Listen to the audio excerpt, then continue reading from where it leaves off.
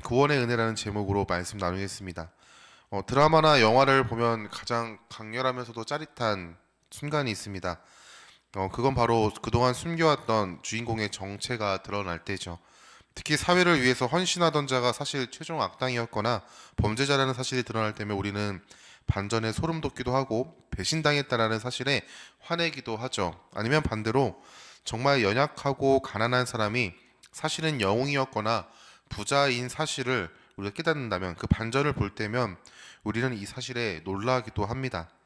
그리고 지금까지 이상하고 그리고 이게 맞는가라고 생각했던 수많은 퍼즐 조각들이 맞춰지고 그리고 하나하나씩 이해되는 새롭게 바라보게 되는 관점을 갖게 되죠.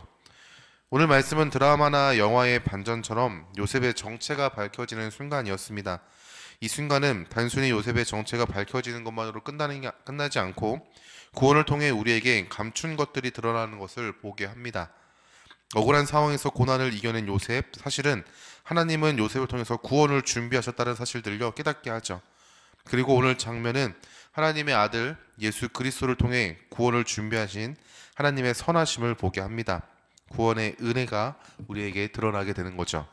오늘 말씀을 통해서 구원을 통해 감추인 것들이 드러나는 은혜를 함께 나누길 소망합니다. 어, 오늘 말씀을 이해하기 위해서는 44장의 말씀, 그 사건들을 이해할 필요가 있습니다. 창세기 44장에서는 은잔이 없어지는 사건이 발생합니다. 이 사건은 형제들을 시험하기 위해서 요셉이 벌인 자작극이었습니다. 막내 베냐민의 자루에 은자를 숨겨두고 그것을 훔쳤다라고 모함을 씌웠죠. 형제들이 곤란한 상황에서도 서로에게 탓하기만 할 줄 알았는데 자기를 팔자고 모함했던 형인 유다가 아버지와 베냐민을 위해서 자기 자신을 희생하는 모습을 보았습니다. 생각지도 못한 유다의 희생을 보았고 그 모습에 요셉은 감정을 억제할 수 없었죠. 그래서 오늘 말씀 1절처럼 소리질러 모든 사람들을 자기에게서 물러가게 하였고 형제들에게 자기의 정체성을 밝힙니다. 요셉이 감정에 복받쳐 오는 소리가 바로의 궁정에 들렸습니다. 감정을 주체할 수 없었던 요셉의 호소는 형들을 당황하게 했죠. 요셉은 자기의 정체성을 밝혔습니다. 애굽 나라의 총리로 서 있는 사람이 바로 당신들의 동생인 요셉이라고 그렇게 이야기했습니다. 이 사실을 들었지만 형들은 요셉의 말에 놀라서 아무것도 할 수 없는 상황 가운데 있었죠. 요셉은 형들이 자기를 팔았다는 사실들을 이야기합니다. 하지만 이 사건을 그저 당신들의 잘못과 치부와 수치로만 여기는 것이 아니라 이 사건을 하나님께서 많은 생명을 구원하시기 위한 그분의 선하신 계획이었습니다라고 요셉은 고백하죠. 45장 5절 말씀에 당신들이 나를 이곳에 팔았다고 해서 근심하지 마소서, 한탄하지 마소서. 하나님이 생명을 구원하시려고 나를 당신들보다 먼저 보내셨나이다. 요셉은 자기가 겪은 억울한 일, 곤란한 일, 누명을 쓰고 감옥에 갇힌 상황을 형들에게 화를 표출하며 따져 물을 수 있었지만 요셉은 이 모든 것이 하나님의 선하신 계획이었습니다라고 고백합니다. 이러한 하나님의 구원 계획에 대해서 하나님께서 당신들의 후손을 세상에 두시려고 나를 당신들보다 애굽에 먼저 보내셨다라고 이야기하죠. 그리고 이 모든 일이 하나님의 뜻이었습니다라고 고백합니다. 8절 말씀에 그런즉 나를 이리로 보낸 이는 당신들이 아니요 하나님이시라. 하나님이 나를 바로에게 아버지로 삼으시고 그 온 집의 주로 삼으시며 애굽 온 땅의 통치자로 삼으셨나이다. 요셉은 하나님의 선하심을 고백합니다. 지금까지 자기에게 일어났던 불미스러운 일, 억울한 일, 그리고 원망할 만한 일 모두가 하나님의 선하신 계획 안에서 있었던 사건입니다라고 고백하죠. 우리는 요셉의 고백을 통해 구원의 은혜를 보게 되는데 그게 뭐냐면 하나님의 선하신 뜻이 밝혀진다라는 것입니다. 요셉은 고난을 하나님의 선하심으로 고백합니다. 요셉은 억울한 상황을 하나님의 계획이라고 얘기하죠. 지금에서야 돌이켜보니 모든 것이 하나님의 세세한 간섭이었고 선하신 인도하심이었습니다. 요셉의 고백은 구원받은 자의 입술에서 고백되어지는 감사의 고백과 같습니다. 나를 구원하신 예수 그리스도의 은혜 앞에 우리는 지난 시간 나를 힘들게 했던 사건, 고되게 했던 사건이나 억울했던 때로는 도망치고 싶었던 그 사건 모두가 하나님의 선하신 관점에서 해석하게 되는 것이죠. 저는 20살 때 예수님을 인격적으로 만났습니다. 20살 때 교회에 처음 나가게 되었고 차장 가운데 예수님을 만났죠. 저의 청소년기는 사실은 행복하다라고 말하기는 좀 힘든 시간들이었습니다. 부모님의 이혼과 내 뜻대로 되지 않은 나의 삶이나 가난한 상황을 바라보며 제 안에는 원망과 분노가 자리 잡았었죠. 겉으로는 웃고 잘 지내는 것처럼 보였지만 마음에는 항상 소용돌이치는 감정이 자리 잡고 있었습니다. 언제 터질지 모르는 화라산처럼 끓는 저의 감정은 주변 사람을 향하기도 했고 가장 먼저는 하나님을 향했습니다.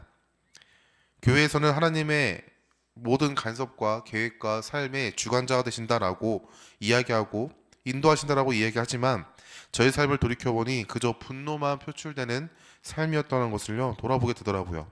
그런데 예수님을 인격적으로 만난 저의 고백은 모든 것이 하나님의 은혜였습니다 였습니다. 부모님의 이혼이나 내 뜻대로 되지 않는 상황이나 가난한 상황 모든 것이 돌이켜보니 그분 안에서 은혜 안에서 바라보니 하나님의 선하신 계획이었죠. 구원은 나의 삶에 역사하신 하나님의 선하심을 보게 합니다. 우리는 돌이켜보니 하나님의 은혜였습니다라고 밖에 고백할 수 없는 것이죠. 구원받은 자의 입술의 고백 가운데 은혜라는 고백은 힘들고 어렵고 도망치고 싶은 상황 가운데서도 나와 함께 하시는 그 하나님이 계시기 때문인 줄 믿습니다. 구원받지 못했던 예수님을 아직 인격적으로 만나지 못했던 그 가운데서도 하나님은 우리의 삶 가운데 함께 하시고 우리의 마음의 문을 두드리고 계셨던 것이죠. 그렇기 때문에 우리는 은혜라고 고백하게 되는 것 같습니다. 요셉은 형들에게 자기를 통해서 일하신 하나님의 선하심을 고백합니다. 그리고 요셉은 아버지를 찾아요.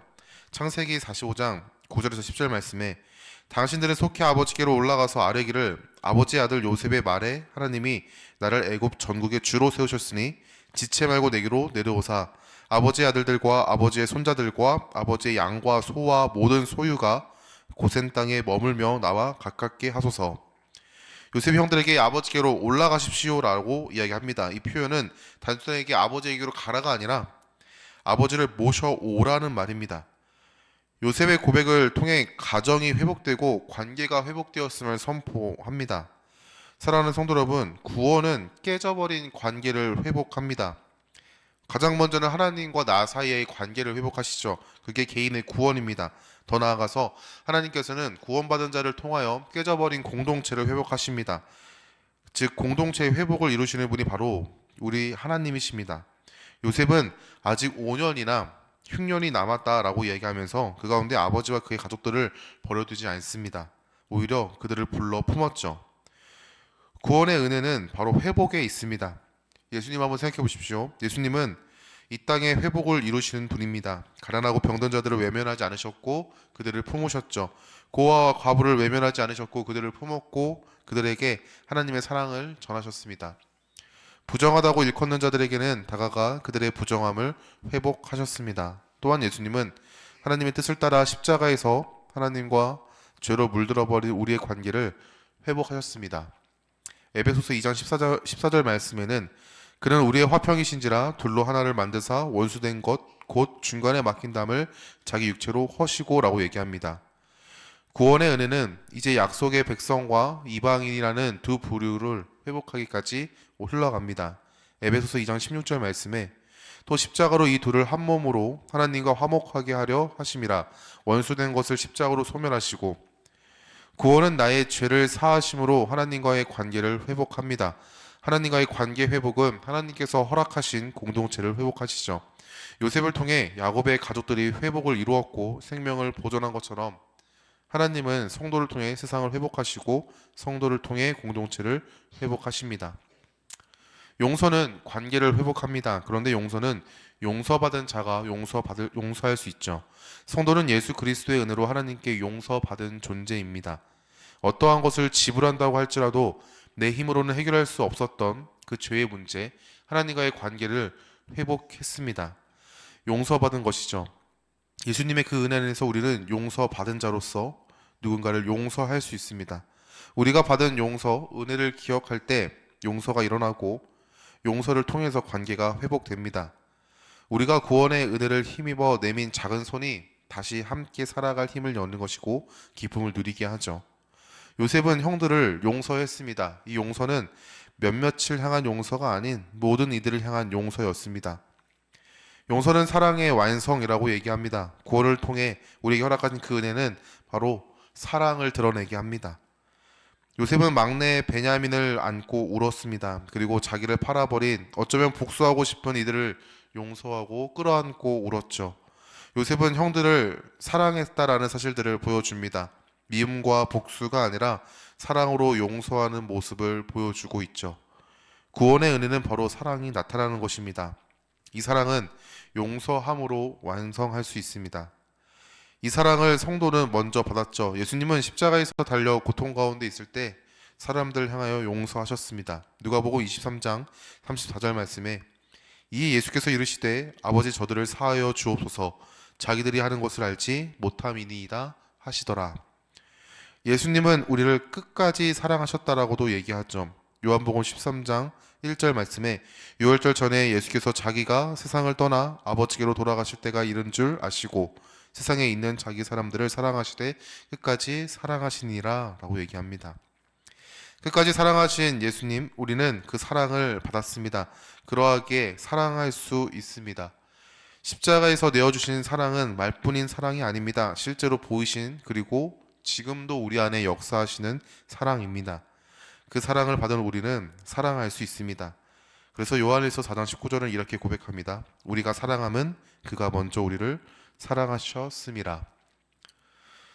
저는 20살 때 예수님을 인격적으로 만났다라고 말씀드렸죠. 분노가 가득했던 저의 모습은 교회에서 달갑지 않은 모습으로 드러났습니다. 목사님께서 주일은 꼭 지켜야 한다, 예배를 나와야 한다라고 말씀하시니까 교회는 빠지지 않고 나아갔습니다. 예배를 향한 저의 마음은 그러나 그 안에 있었던 마음은 하나님을 향한 분노였고 때로는 귀찮음 가운데 그저 자리를 지키는 모습이었죠. 주일 새벽까지 세상의 즐거움을 누리다가 교회를 가는 날도 많았습니다. 이런 저의 모습이 목사님의 눈에 못난 성도의 모습처럼 보였을 것 같아요. 그런데 목사님은 저의 그 모습을 품으시고 사랑하셨습니다. 술에 취해서 예배 자리에 나와 온전치 못한 그 모습 가운데서도 예배 가운데 오히려 방해만 되는 저의 모습 가운데서도 목사님은 저를 품어주셨고 사랑해 주셨죠. 그 사랑이 있기에 지금의 제가 있다라고 이야기할 수 있을 것 같습니다. 만약 그때 목사님께서 포기하셨다면, 저를 내치셨다면 저는 예수님을 만나지 못했을 것 같습니다. 예수 그리스도의 은혜로 구원받은 한 명의 목회자의 헌신이 있었기에 지금의 제가 있었습니다. 그리고 그 헌신 가운데 저는 또 오늘도 그 사랑을 흘려보내며 살아가기에 힘쓰며 기대하고 소망함으로 살아가죠. 사랑하는 성도 여러분, 구원은 사랑을 드러냅니다. 사랑을 드러내고 사랑을 전하게 하고 사랑으로 품게 합니다. 이게 바로 구원이 우리에게 주는 은혜이죠. 말씀을 맺겠습니다. 구원은 하나님의 선하신 뜻을 밝히 보여줍니다. 내가 생각했던 수많은 상황과 환경들이 사실은 하나님께서 허락하신 그분의 놀라우신 계획하심 안에 하나님의 선하심이었다는 것을 보게 하죠.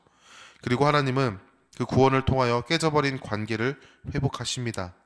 우리가 무너졌던 곳들을 회복하게 하시고 용서받은 자로서 누군가의 허물을 용서할 수 있도록 은혜를 베풀어 주십니다.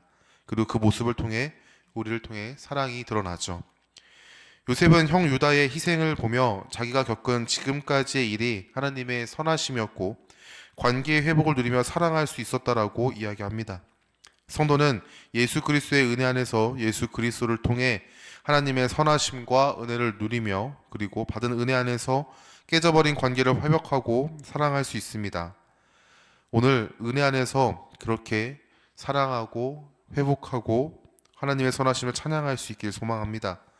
하나님의 선하심을 누리며 회복의 은혜를 누리며 사랑으로 오늘 하루를 채워나갈 수 있게 소망합니다. 그리해 가실 주님을 기대하고 소망하며 오늘 하루를 아버지께 맡겨드릴 수 있기를 예수님의 이름으로 축원합니다.